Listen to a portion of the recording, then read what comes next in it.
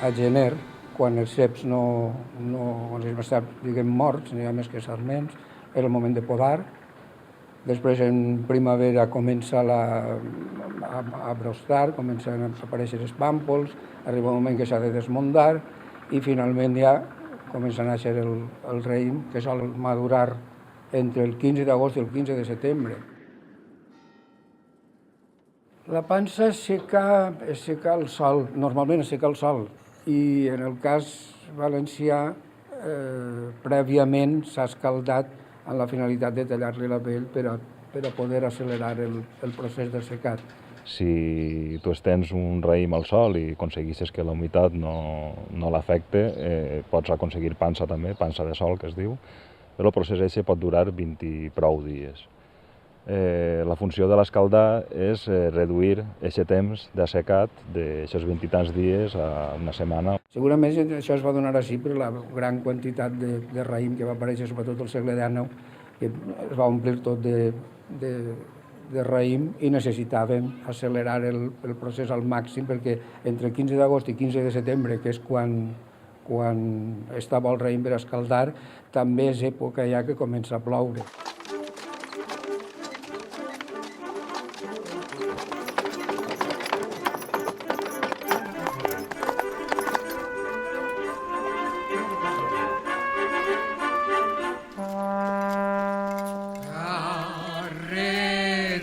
Carretando en el carro no, que a me rodes del carro me mareche yo,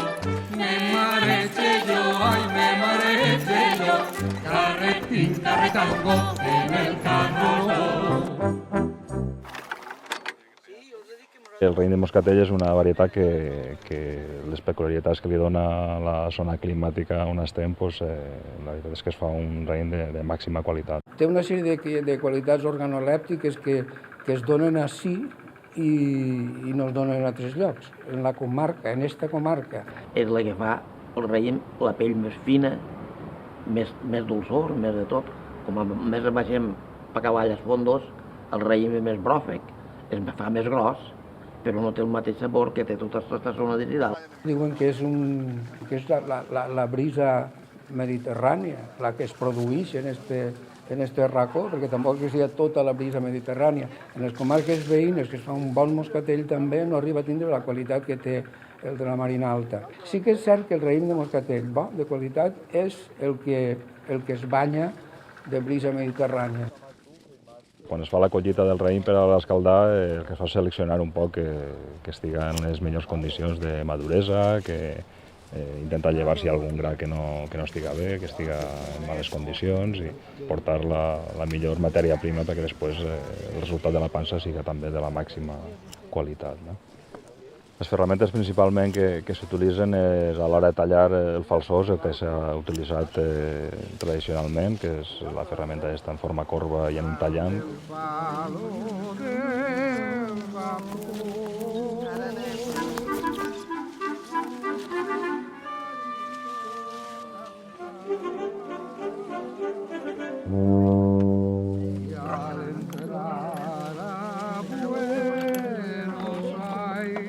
Quan dies d'anar a tallar, doncs anaves a tallar i normalment te n'anaves cap a les 7 del matí.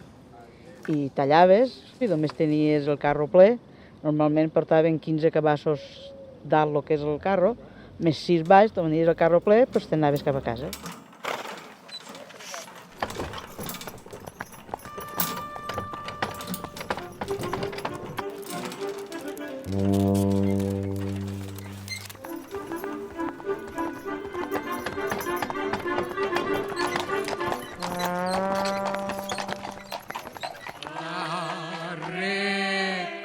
Carretango en el carro no, que a me rodes del carro me mareche yo, ay me mareche yo, carretín, carretango en el carro no. Les jornades eren de sol a sol, després, des de luego, les persones no era tota una jornada que havien de fer feina, descansaven. I a l'hora d'esmorzar,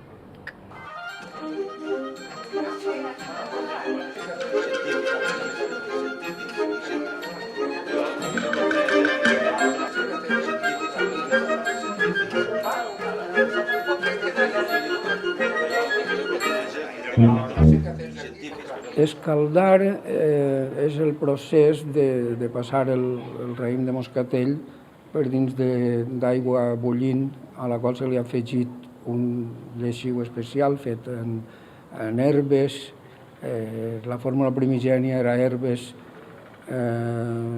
cendra i calç. Això servia per a produir el tallat. I actualment el mateix tallat es pot produir en sosa càustica i no és tan treballós com elaborar el lleixiu especial per a l'escaldar, es fa més ràpidament.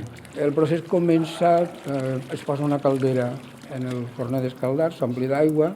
De bon matí s'alçava el pare, que era el cap de casa, i li pegava foc al forn, i la caldera anava calfant-se.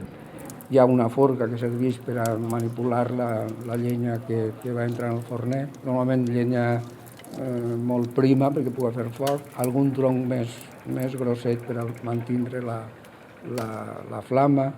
Després necessita una cassa, que és una ferramenta on es boca el raïm i on té molts forats i es pot submergir dins. I després n'hi ha també una caseta, que és una ferramenta similar a l'anterior, però un poc més menuda, que s'utilitza per llevar la bromera que sol haver per damunt, si es queda algun gra dins de la caldera.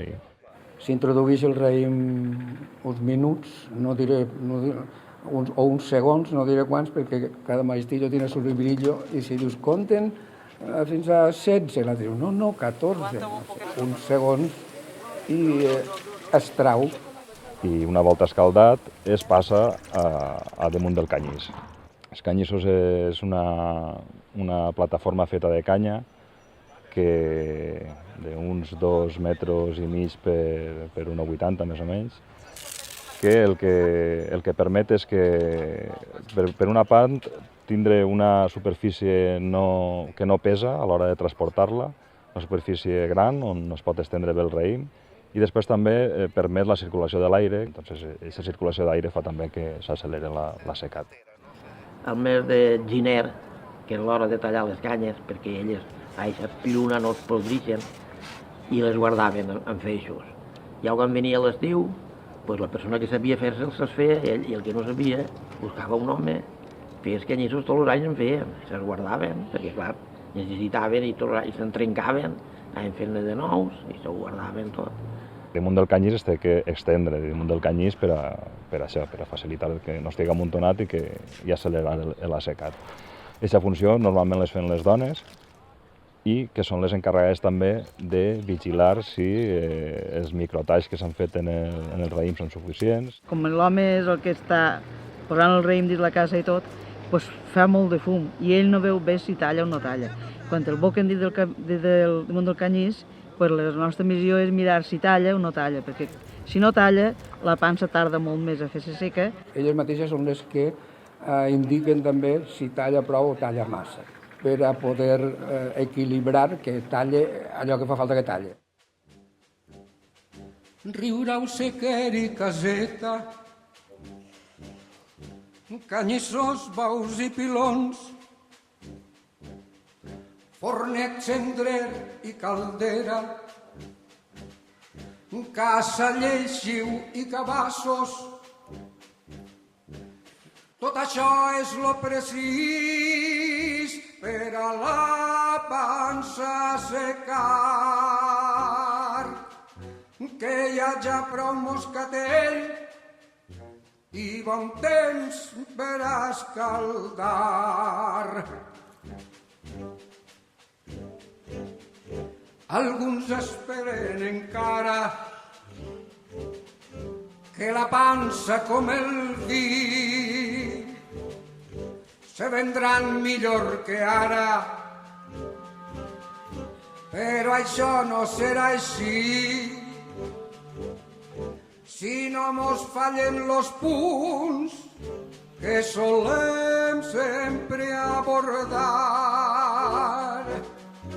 que hi hagi prou moscatell i bon temps per a escaldar. I se'n van al sequer. El sequer és una esplanada on s'està al sol, intentant buscar la màxima insolació per a accelerar este procés. No?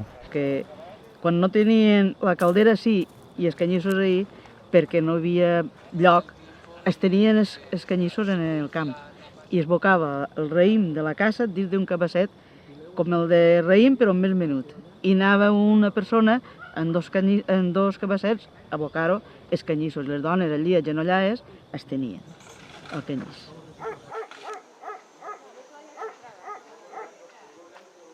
Una volta que s'ha estès el raïm damunt del canyís, es posen 5 pilons, un al centre i un a cada punta, amb la finalitat de poder-lo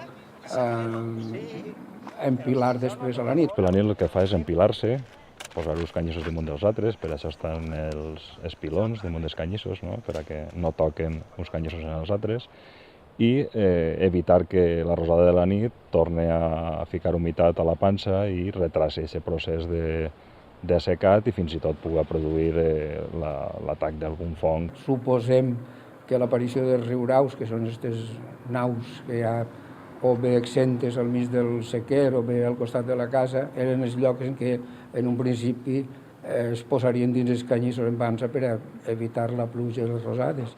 O bé també, quan no n'hi havia prou lloc en els riuraus per a posar tota la pansa, tots els canyissos que tenies escaldat, doncs el que feia és muntar el tinglado, que es diu, els bous, que simplement consisteix en uns pals que aguanten unes veles posades per damunt, que el que fan és precisament això, no? Protegir de que la rosada no caiga, o fins i tot si hi ha una tronada i arriba a ploure, doncs també són suficientment impermeables com per a que l'aigua no caiga damunt de la pansa. L'element important és el sol, però també l'aire juga. Per tant, l'estar tapat en les veles, però en el canyís damunt dels pilons, també serveix per a deixar passar el ventet que vagi a la brisa, que vagi assecant. I el sant demà i matí és la feina de desfer-lo, el que hem fet, i tornar a escampar els canyissos. Mentre el coure va escalfant-se, tot voltat de moscatell, ple de verge dolçor fina, que immola el lleixiu ardent. Els canyissos fan dibuixos en l'encenor del sequer. A poc a poc la pansa es daura i ara el suc és sucre i mel.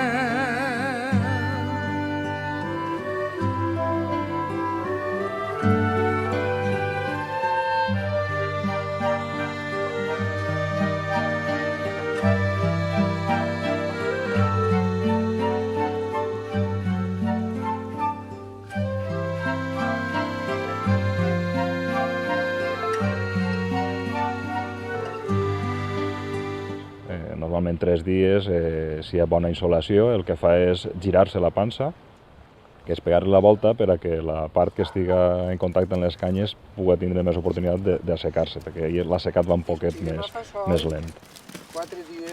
Si eren sequers molt grans, havia homes, posaven les pinces, un canyís sobre l'altre, i pegaven la volta.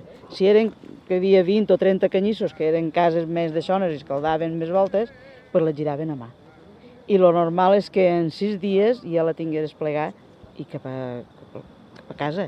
El que anem és a fer la tria, no? A llevar la raspa, fins i tot per alguns usos els rabets que es queden de pansa també, triar-se per tamanys, des de la més grossa, la pansa de flor, que es dia, fins a la pansa de Corinto, que és la més minudeta, que era molt interessant perquè al no tindre pinyol era molt buscada, perquè a l'hora de treballar en ella és molt més senzill. Actualment suposo que això ja no cal que ho cuidem tant, però quan era el moment de la industrialització i de la venda sí que es cuidava molt a l'hora d'encaixar-la, que estiguera ben presentada. Encaixar-la i deixar-la bonica, polida, la més grossa, més gran, i a vendre-la a Anglaterra o als Estats Units.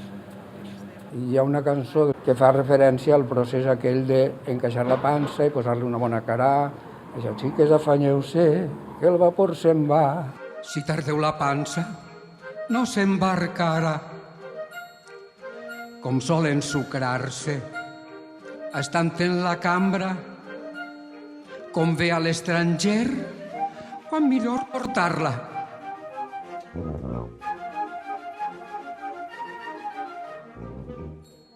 Tots els anys, l'últim diumenge d'agost, el que fem és una escaldada pública.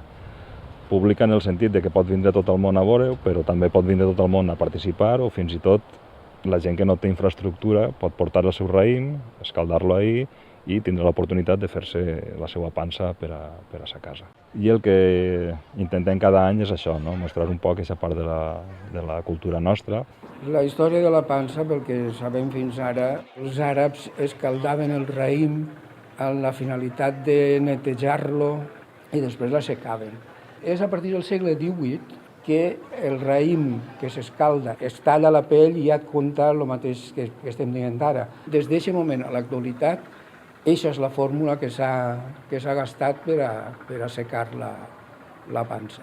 El d'àneu és el moment més àlgid, és el moment allò de que les dobletes d'or inundaven aquesta comarca. Dénia era el regne de tot, de l'alegria també. A partir de 1910 apareix la filoxera famosa, que comença a menjar-se els ceps i ahir es produeix la debacle. Encara així, a partir del 20 torna a plantar plantes d'aquelles americanes i torna a fer pansa, però en aquest cas ja només en la Marina Alta. I això és una llàstima que es perga. Una llàstima que es perga perquè tota la vida ha sigut la zona del raïm. Així no he conegut jo mai en la vida més que raïm i olivera. I allò de la glòria, veureu.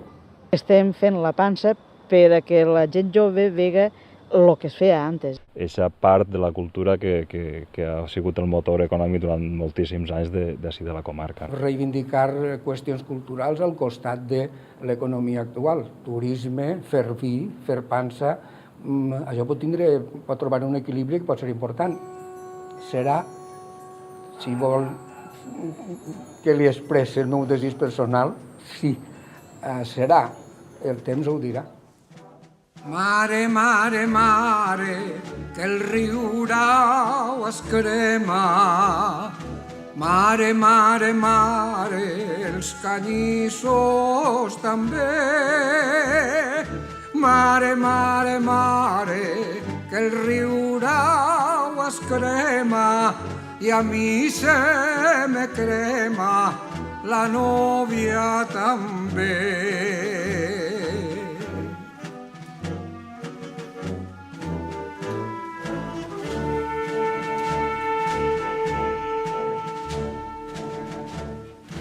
Mare, mare, mare, que la pansa es banya. Mare, mare, mare, l'haurem d'empilor. Mare, mare, mare, que la pansa es banya. A on estan les veles no les puc trobar.